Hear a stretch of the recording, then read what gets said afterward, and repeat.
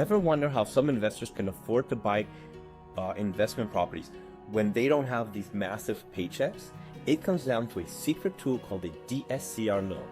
A DSCR loan is a special kind of loan offered by banks that focuses on the profitability of the property instead of the income W-2 or tax returns of the person purchasing the property. DSCR stands for Debt Service Coverage Ratio.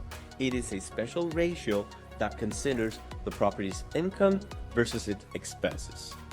The formula is really simple. You take a property's income, it could be income from rental, vacation rentals, etc., and you divide it by the cost of owning the property. Mortgage payments, interest payments, taxes, insurance, etc. The result is your debt service coverage ratio. Banks look for a coverage ratio of at least 1.2 or greater.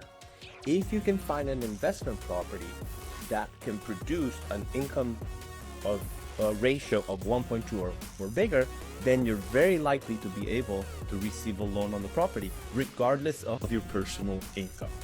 Let's take a couple examples.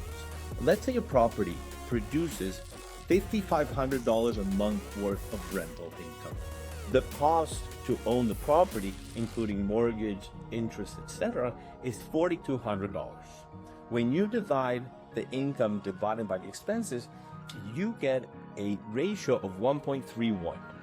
That number is very highly likely to get you a DSCR loan because the property can produce more money than it costs to own it. Let's take a second example. Let's say a property generates $4,000 a month and the expenses are $4,200 a month. The ratio for that property is 4,000 divided by 4,200 equals 0.95. That means the property does not produce enough income to cover its own expenses. You're not likely to be able to get a loan or a DSCR loan on that property.